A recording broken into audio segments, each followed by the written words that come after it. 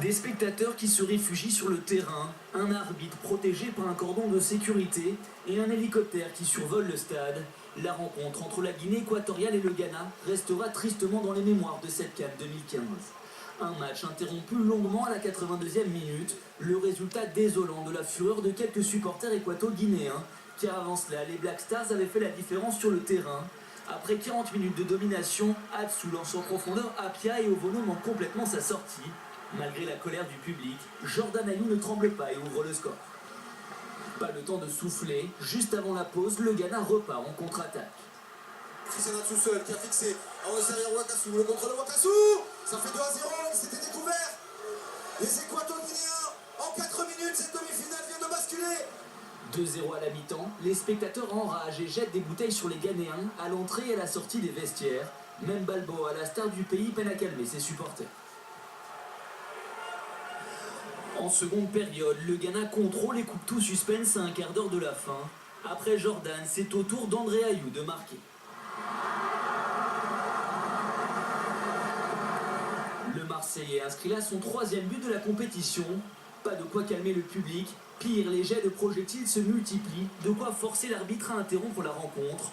Le Ghana s'impose finalement 3-0 et se qualifie pour sa première finale de la CAN depuis 2010. Nous jouions la 82e minute d'un match qui était largement dominé par le Ghana, qui, rappelons-le, jouait la demi-finale de cette Coupe d'Afrique des Nations en Guinée équatoriale. Donc le stade était tout acquis à la cause de la Guinée équatoriale. Seule une tribune de supporters ghanéens qui avait fait le déplacement, qui était située à gauche de la tribune principale que vous avez vue derrière les buts, permettait donc une espèce de contre-pouvoir dans ce stade. Et à partir du moment où le Ghana menait 3-0, eh bien des projectiles ont été envoyés déjà une première fois sur les joueurs du Ghana et ensuite en direction des supporters. Là, les autorités ont eu très peur et n'ont pas pu faire évacuer à l'extérieur du stade parce que la situation était jugée encore plus dangereuse. Ils les ont donc fait évacuer sur la piste d'athlétisme que vous apercevez, qui est donc autour du stade. Que s'est-il passé? Les excités de la tribune que vous avez vue ont balancé des projectiles.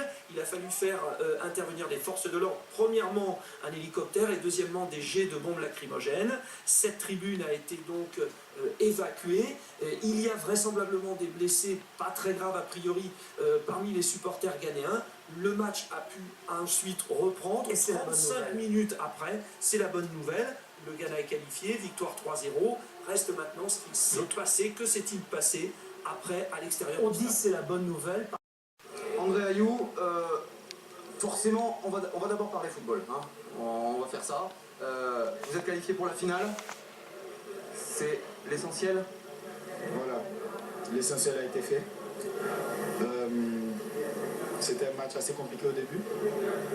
Après, en 10 minutes, on marque 2 buts. C'est ce qui nous facilite la tâche après. Mais l'essentiel a été fait, alors on est content. Maintenant, c'est la Côte d'Ivoire. C'est un gros match. 2 grandes nations d'Afrique. C'est excitant, j'imagine, comme challenge. C'est un gros match. Avant d'être un gros match, c'est une finale. Donc voilà, tout le monde voudra gagner. Et nous, de notre côté, on va tout faire pour être champion d'Afrique. On vous connaît, André, vous n'avez pas le sourire d'un qualifié pour la finale. Forcément, les événements, ils sont pour beaucoup. Comment vous avez vécu ça? C'est incroyable ce qui s'est passé ce soir. Oui, c'est vrai que c'est incroyable, c'est décevant surtout. Je pense que la Guinée équatoriale avait fait la bonne chose de prendre ce tournoi. Ce tournoi se passait bien depuis le début. Les joueurs équato-guinéens ont fait une très belle CAN. C'est vrai qu'ils perdent aujourd'hui, mais je pense que les joueurs de la Guinée méritaient des applaudissements, méritaient un tour d'honneur parce que arriver en demi-finale en étant une nation pas cotée comme une autre dans le monde du football, les joueurs ont fait un grand boulot. Et c'est surprenant et moi je suis très déçu aussi pour nous, nos supporters. Parce que quand je vois ce que notre gouvernement a fait, envoyer des avions pour que des supporters arrivent et nos supporters ils viennent nous supporter et on voit ça, il y a des blessés, etc. Je suis très déçu, très amer et je suis pas content.